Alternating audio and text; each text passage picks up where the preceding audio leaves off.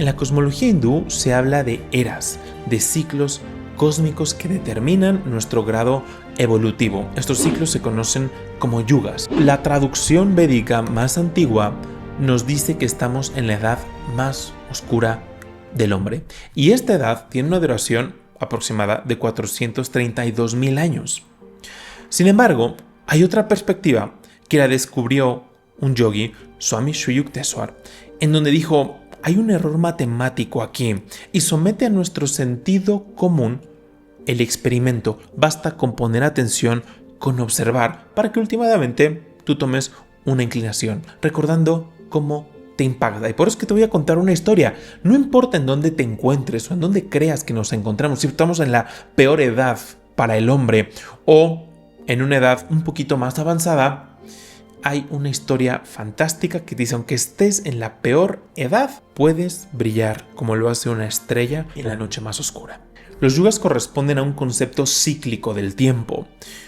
La mayoría nos enseñan acá en Occidente que el tiempo es lineal. Sin embargo, la cosmología hindú habla de ciclos. Ciclos que se repiten una y otra vez hasta llegar a los periodos a los pralayas, que son las disoluciones, en donde toda la creación se diluye y se proyecta una nueva, que esa nueva cuenta igual con sus propios ciclos. Y así constantemente es el viaje del tiempo hasta que el absoluto o el Parabrahman lo retrae todo para sí mismo. Se habla de 4 yugas. Kali Yuga, la edad más oscura, en la cual predomina la ignorancia, predomina el instinto. Los seres humanos somos sumamente instintivos, violentos, ignorantes, poco nulo desarrollo tecnológico.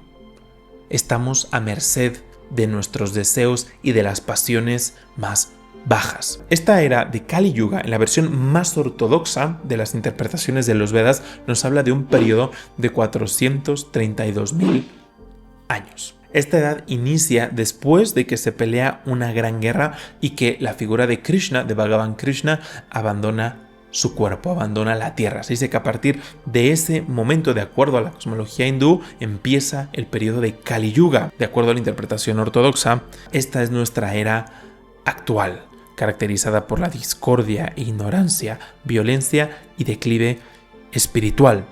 Podría hacer sentido. Hay varias cosas que están bastante vivas. Vemos guerras, vemos todo tipo de discordia surgiendo en el mundo, salvo un pequeño detalle: el avance tecnológico. Aquí es donde empezamos a cuestionar. Pero sigamos a la siguiente era, que es Dwapara Yuga. Dwapara Yuga se describe como un periodo más largo, de 864.000 años. Las características que tiene es que empieza a haber un sentido más consciente de lo que llamaríamos Dharma, ligeramente.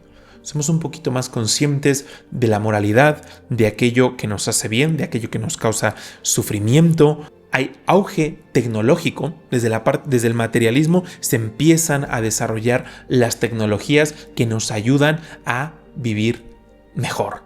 Sin embargo, sigue siendo una era en la cual predominan los desafíos, los retos, sigue habiendo aún discordia, porque es un cambio gradual. La siguiente edad es Treta Yuga, la edad del pensamiento. La parte tecnológica nos lleva a desarrollar las auténticas capacidades que tenemos como seres humanos más allá de la parte material. Es una edad en donde la virtud, en donde el Dharma son mucho más preponderantes. El sentido de moralidad es una realidad para la mayoría de los seres humanos en esa era. Surgen figuras de autoridad cada vez más nobles y justas. Sin embargo, siguen quedando los remanentes del engaño, del conflicto, de la discordia, lo que nos conduce eventualmente a la Edad de Oro, a Satya Yuga, una era de pureza, en donde el Dharma lo es todo. La humanidad vive en armonía con las leyes divinas y la virtud prevalece. Y Satya Yuga es la edad más larga, que es de 1.728.000 años humanos. Y después de Satya Yuga, ¿qué viene? Poco a poco el ser humano empieza a decaer. Poco a poco la ignorancia, viene un ciclo descendente. Se divide en 2, Satya Yuga. Uno ascendente, donde viajamos de Treta hacia esta edad de oro, alcanza la cúspide, y después poco a poco empieza a descender por esa escalera de oro que se convierte en una de plata, luego una de bronce y luego una de hierro.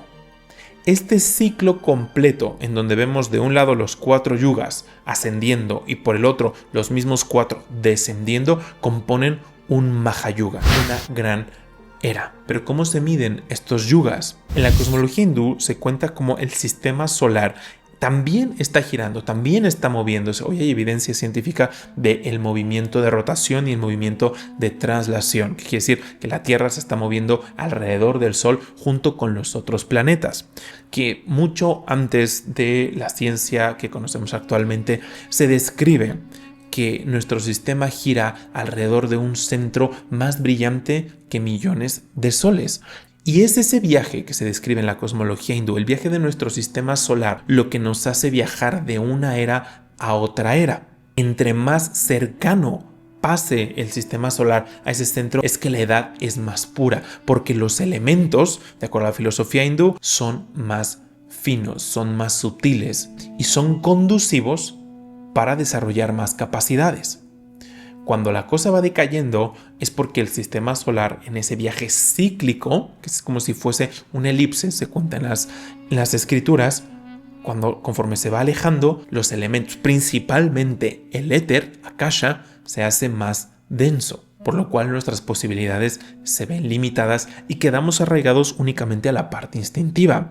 Pero ojo aquí, y lo que vamos a entrar más adelante en el video, es que el ser humano tiene la capacidad de elevarse en el momento que así lo decida, y eso ya corresponde a los ciclos internos que estamos viviendo cada uno de nosotros. Los más grandes maestros, como el mismísimo Shiva, Krishna, Buda, entre muchos otros, independientemente de la edad en la que haya nacido, Buda, Kali Yuga, Krishna, nace al final de Dwapara Yuga, se mantienen imperturbables, viviendo en un estado de Satya, viviendo internamente en esa edad de oro. Este es el mapa que nos dejan en la filosofía del yoga, cómo vivir en la era de oro a voluntad, a través de mirar dentro, de prácticas como es esta filosofía del yoga, cuya base está en la meditación. Si disfrutas tanto como un servidor conocer este tipo de textos, este tipo de escrituras para intentar pasar a la aplicación, te recomiendo mucho echarle un ojo a nuestra comunidad de Aurora,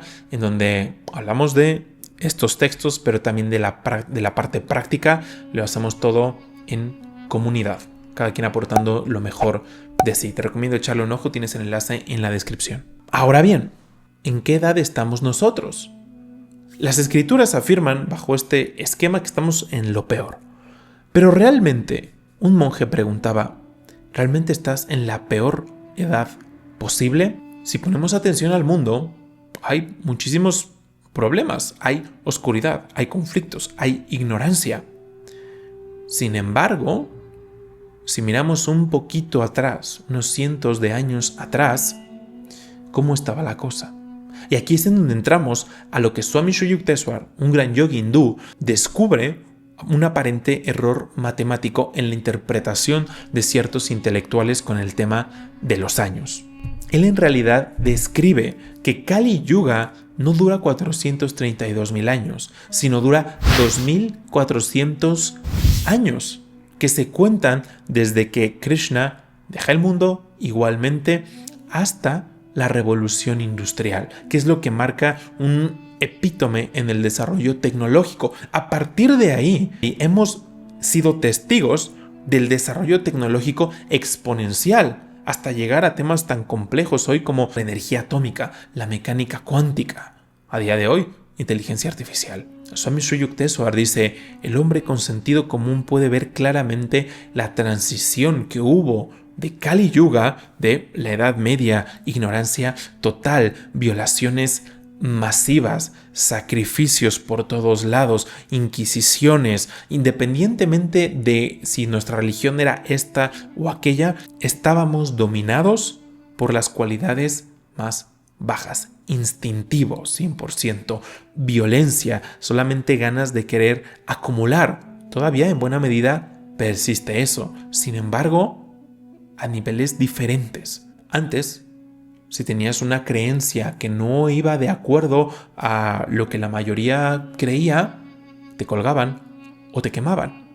Hoy hay cierta libertad de elegir un sendero espiritual, de siquiera cuestionarlo, de sentarse a meditar, por poner un ejemplo. Esto es lo que empieza a desarrollar Swami Sri Yukteswar. En su autobiografía, Paramahansa Yogananda cita lo que descubrió Swami Sri Yukteswar diciendo: Swami Sri Yukteswar descubrió la aplicación matemática para nuestra era actual de un ciclo equinoccial de 24.000 años. El ciclo está dividido en un arco ascendente y un arco descendente, cada uno de 12.000 años. Dentro de cada arco quedan comprendidos 4 yugas: Kali, Dwapara, Treta y Satya. Swami Sri Yukteswar determinó por medio de una serie de cálculos que el último Kali Yuga o edad de hierro del arco ascendente se inició aproximadamente en el año 500 después de Cristo. La edad de hierro de 1200 años de duración ha sido un periodo de materialismo que terminó en el año 1700 después de Cristo. Este año dio entrada al Dwapara Yuga. Cuando aquí Swami Sri Yukteswar habla de 1200 años, está dividido el periodo en un Kali Yuga descendiente y uno ascendente. Si sumamos ambos, componen un periodo de 2400 años. El periodo de Dwapara Yuga es de 2400 años de desarrollo eléctrico y atómico. Es la era del telégrafo, la radio, los aeroplanos y otros aniquiladores del espacio. Los 3600 años del Treta Yuga comenzarán en el año 4100 después de Cristo y su época se hallará marcada por el uso común de las comunicaciones telepáticas y por otros desarrollos del estilo. Durante los 4800 años de Satya Yuga, época final del arco ascendente, la inteligencia del hombre estará completamente desarrollada y trabajará en armonía con el plan divino. Un arco descendente de 12.000 años tendrá comienzo con una era de oro descendente de 4800 años. El hombre se hundirá gradualmente en la ignorancia. Estos periodos son los eternos ciclos de Maya, los contrastes y relatividades del universo fenoménico. Los hombres, uno a uno, escapan de la prisión de la creación dual a medida que despiertan la conciencia de su indestructible unidad divina con el Creador. Ahora bien, ¿con qué te quedas tú? ¿Qué te hace sentido a ti?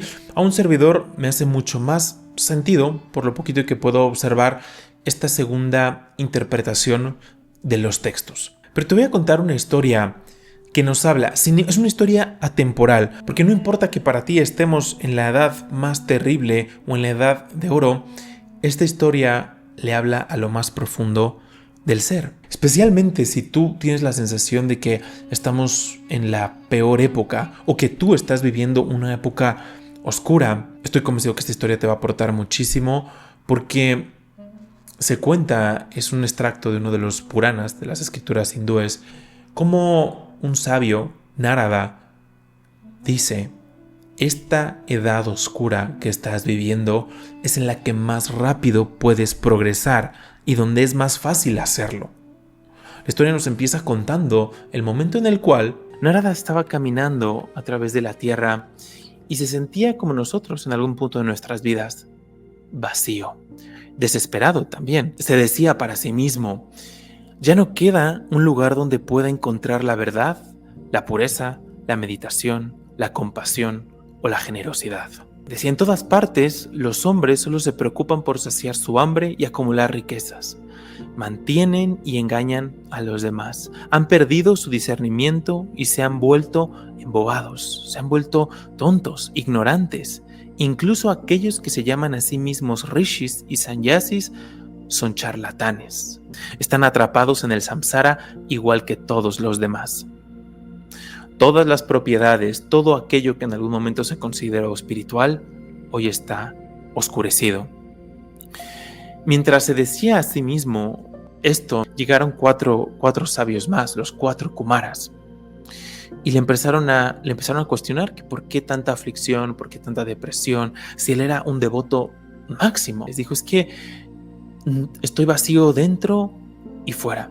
Ya no hay nada que me recuerde a mi Señor, ya no hay nada que me recuerde a Dios.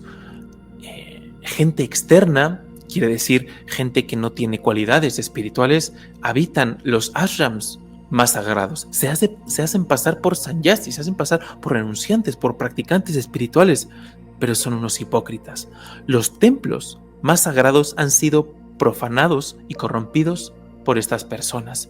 Ya no quedan yogis en esta tierra, todo se ha vaciado. Ya no hay quien bendiga a los reinos y a los pueblos. Suspiró profundamente con angustia y dijo: recorrí la punta sagrada de esta tierra santa de Bharata y vi el mal arraigado en todas partes, el ascenso del odio sobre el amor. Con gran angustia llegué a las orillas del río Yamuna, en donde alguna vez mi Señor creció. Allí, a las orillas del río Yamuna, esta vez vi a una joven sentada. Era elegante y exquisita, pero estaba pálida como un loto marchito. Cerca de ella, en la blanca arena, yacían dos ancianos, como si estuviesen sin vida. Tenían los ojos cerrados y su respiración era pesada. La joven abanicaba sus rostros con desesperación, les rociaba agua en las mejillas y les hablaba, tratando de despertarlos. Derramaba lágrimas, pero los viejos no se movían. Parecía que estaban solo instantes de la muerte. Vi un grupo a lo lejos de otras mujeres. Todas tenían una belleza celestial. Estaban tratando de consolar a esta dama, pero ella lloraba desconsolada, sin cesar. Después levantó la vista y me vio. Lanzó un grito de alegría. Narada Muni, estás aquí, estás conmigo. Por favor, dime que vienes a aliviar mi sufrimiento. Solo de verte he sentido alivio. Y Narada le preguntó, le dijo: hermosa, ¿tú quién eres? ¿Quiénes son estos dos ancianos? ¿Y quiénes son estas hermosas mujeres que te rodean?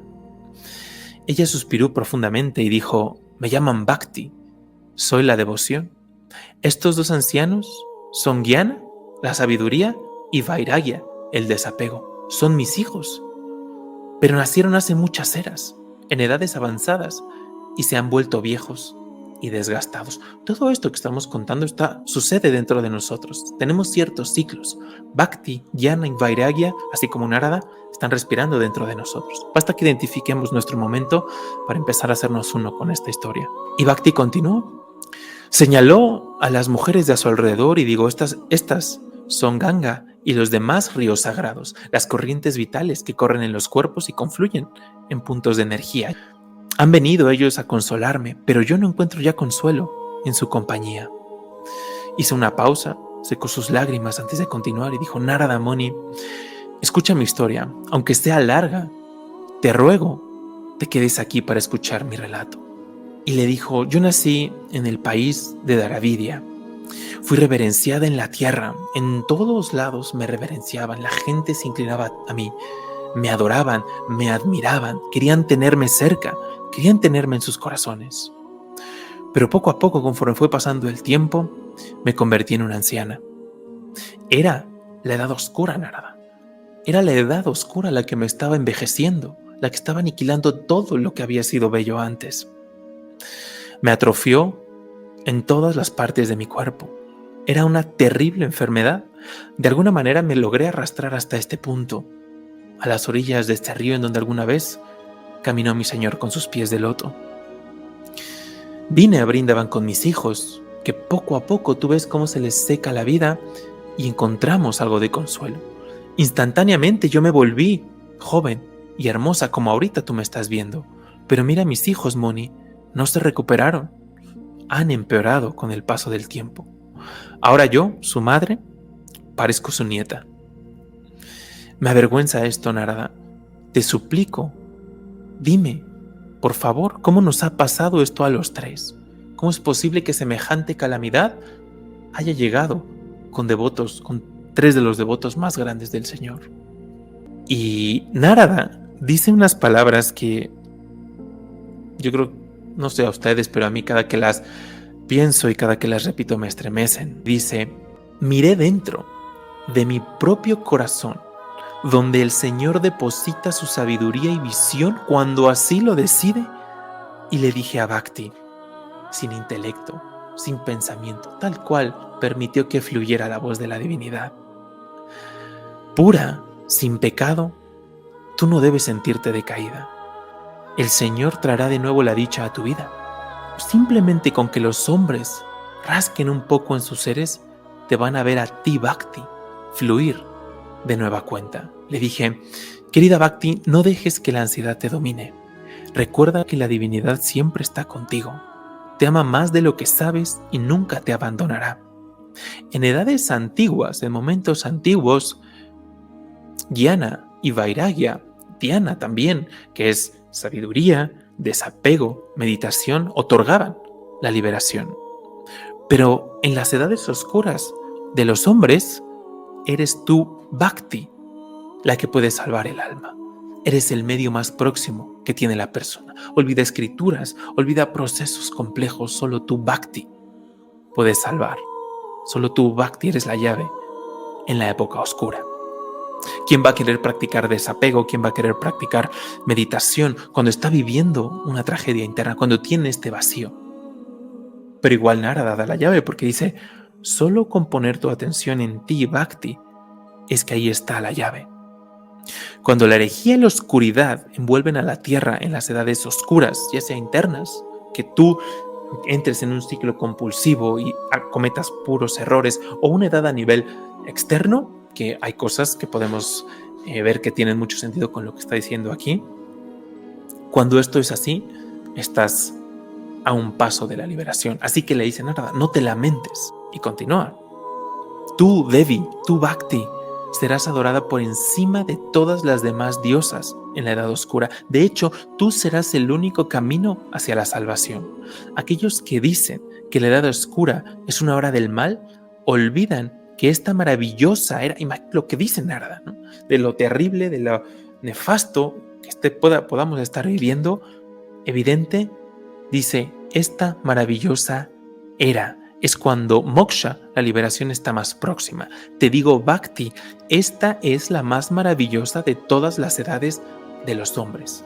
Imagínate, puede sonar paradójico, pero espero lo estemos siguiendo con el corazón. Cada quien puede estar viendo dentro y veamos qué tan relevantes y tan aplicables son las palabras que está diciendo Narada aquí. Lo voy a repetir, te digo, Bhakti, esta es la más maravillosa de todas las edades de los hombres. Basta de mantener rituales mecánicos. Terminemos con estas cosas, no más yañas. Yañas es la traducción más aproximada, sería rituales.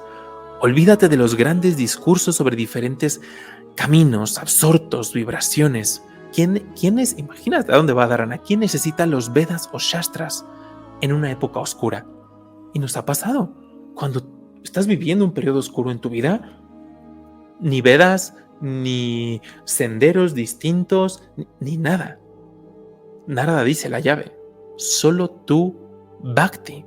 Solo tú, Bhakti, vas a ser suficiente y solamente va a haber espacio para ti. Porque ¿qué pasa cuando estamos en este periodo oscuro y queremos de alguna forma intentar mirar o en rituales o en los Vedas o en estas escrituras densas, senderos, aspectos filosóficos profundos? Te sientes vacío o vacía. Y dices: en algún momento mis ojos pasaron por estas páginas, vi esto que me aportó tanta sabiduría, pero recuerda cómo está la sabiduría en un periodo oscuro. Es este anciano que está muriendo poco a poco. Y el desapego también.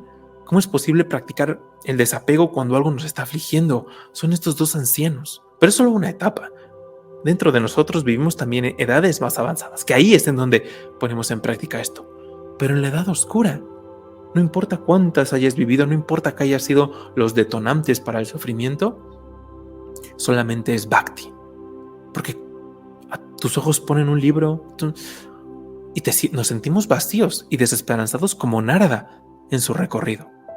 Volteas a ver a Bhakti, por eso la simbolizan como esta dama joven, radiante, porque estamos a un paso. En el momento en que encendemos la llama de Bhakti, todo lo demás se regenera. Y estamos a un paso. Estamos a un paso. Y mientras Narada iba hablando a través de su corazón, Bhakti brilló. Bhakti le dijo a Narada: nunca te abandonaré a ti, Muni. Has calmado todos mis miedos. A pesar de que Bhakti de nueva cuenta estaba refulgente, estaba preocupada por sus hijos, la sabiduría y el desapego. Le dijo: Muni, mira a mis hijos. Yo estoy radiante, me has recordado tu verdadera naturaleza y por eso voy a vivir siempre en tu corazón. Por eso es que Narada se le conoce como el devoto más grande. Pero, le dice, me preocupan mis hijos, no los puedo dejar así. Ayúdales si puedes, te lo suplico. Y Narada dice, empecé a frotar las caras de Gyana y Vairagya, del desapego y de la sabiduría. Esto es cuando la devoción fluye y empiezas poco a poco a trabajar. Cuando tus ojos se encuentran con algún texto, cuando empiezas con alguna práctica que poco a poco, como si fuera un engrane cubierto de tierra que cuesta trabajo, duele cultivar Gyana, la sabiduría y el desapego. Pero con la llama de la devoción encendida, Narada está simbolizando perfectamente esto y empieza. Recité los Vedas y los Upanishads al oído. Les canté el Bhagavad Gita, la canción de la divinidad, y lentamente se levantaron, bostezando, pero aún sin abrir los ojos. ¿Qué quiere decir esto? No importa lo que estemos cultivando, no es suficiente, porque no hay realización, lo que nos lleva al clímax, que es maravilloso. Dice Narada, vi que aún estaban muy desgastados. Poco a poco se movían, se iban despertando, pero no recuperaban el vigor, no recuperaban su juventud. Y dijo Narada, me preocupé y recé a mi señor. Salí a las orillas del río Yamuna en esta búsqueda. Y Munis volteó con los 4 Kumaras, con los 4 sabios que habían llegado a él. Me senté en disciplina y ustedes llegaron a mí. Es en ustedes son los que tienen la clave para poder revivir a la sabiduría y el desapego. Y le dice, el sol entre los rishis, solo la recitación de los textos sagrados que describen a la divinidad en el lugar de Ananda, esto es sumamente simbólico, puede revivir a los hijos de Bhakti. Así como los lobos se silencian con el rugido del león, también lo son los pecados de esta edad oscura. Los Vedas y los Upanishads, incluso el Bhagavad Gita, ya viste que no animaron a Bhakti Devi ni a sus hijos. Sanaka respondió, otro de los Kumaras, aún así, recitar las glorias de la divinidad, recordar todo lo que se ha hecho, mirando en el corazón, en el lugar de Ananda, los va a traer de vuelta a la vida. Y se dice que Narada emprende su viaje al lugar conocido como Ananda, para en ese punto relatar las glorias de la divinidad. Cuando Narada Rishi va de la mano de Bhakti y de sus hijos a este lugar de Ananda, se dice que todos los grandes yogis, todos los grandes rishis, los devas, llegan a ese punto y entre todos empiezan a cantar las glorias a la divinidad. ¿Esto qué quiere decir? No está hablando de un lugar, de un punto en una montaña para sentarnos a escuchar letra por letra una escritura, a pesar de que hay textos como el Bhagavata Purana que se dicen que el espíritu de la divinidad vive en ellos. Está hablando de que a través de la devoción, cuando uno se absorbe de tal forma que solamente hay devoción, dhyana, la absorción, la auténtica meditación toma lugar y llegamos de manera interna al sitio de Ananda, a la dicha. Y cuando estás experimentando dicha, se dice que la divinidad, o los rishis, o como tú concibes a la divinidad, te empieza a cantar sus glorias. Por ende, se despierta en ti de forma automática la sabiduría y el desapego. Esta historia que viene en el Bhagavata Purana nos la ponen sumamente lineal, muy como derechito. Sin embargo, si cada uno miramos a nuestro sendero, todos, me atrevería a decir, hemos tenido probaditas de algo así. Cuando estás en un estado sumamente oscuro, te vas a dar cuenta que lo que te reanima es el sentimiento, es Bhakti. En la mayoría de los casos, no voy a generalizar, pero sobre todo los que están en un sendero similar del estilo, lo que te reanima es el sentimiento, inspiración por algo. Escuchas una historia maravillosa, las palabras de alguien te despiertan ese fuego interno de Bhakti. La sabiduría y el desapego son esos dos ancianos, así los tenemos. Pero poco a poco, conforme te vas dejando, permites que ese fuego crezca, va consumiendo esa oscuridad, la ilumina. Y ahí es en donde estos ancianos poco a poco se van despertando. Si cada quien en su edad oscura redobla los esfuerzos y avanza en este viaje, es que va experimentando grados de dicha. Empezamos por la paz. Poco a poco esa paz se va transmutando hasta una alegría que puede ser indescriptible. Gracias a cierta dicha que experimentas fruto de tu bhakti, hay algo más de sabiduría, hay un poquito de desapego. Tu vida pasa al siguiente nivel. Y ahí puede que venga otro momento de oscuridad. Y es lo mismo. Se dice que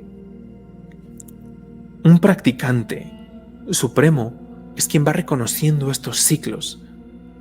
Ahora bien, ¿en qué edad estás tú? Independientemente del mundo, lo relevante es en qué punto estás de tu viaje. Se dice que estos ciclos tan grandes, con estas escalas de tiempo inimaginables, en realidad, dentro del microcosmos del ser humano, están teniendo lugar incluso en un periodo de 24 horas. En un solo día podemos viajar a través de las edades. Quizá no de una forma tan gráfica, pero todos somos testigos de cómo en ciertos momentos a lo largo de nuestro día, a lo largo de los meses, que aquí podríamos pensar incluso cómo en el planeta están estas 4 estaciones, igualmente las estaciones en las que tú estás viviendo. Desde un día puedes estar en una época, en un periodo de tiempo, en unas horas en el plano más instintivo y puedes notar cómo gradualmente vas viajando hacia un periodo un poquito más mental, un poquito más introspectivo e incluso espiritual. Pero en la mayoría de los casos se habla, por eso se dice que todo esto muchos lo conciben como una prisión, porque ese ciclo eventualmente nos baja de nueva cuenta hasta que la persona espiritual, decide no hacerlo. Y es en donde se sumerge en lo más profundo de las enseñanzas espirituales. ¿Qué va las enseñanzas espirituales? La figura de Shiva justamente representa eso, romper los ciclos, el viaje de la liberación. Ahora, para hacer ese viaje aún más profundo, te recomiendo el viaje de Shakti, de la energía Shakti, cómo se transforma en la energía Kundalini. Es un video, creo, bajo mi muy humilde punto de vista, muy profundo y al mismo tiempo práctico. Te recomiendo, si tienes tiempo, echarle un ojo.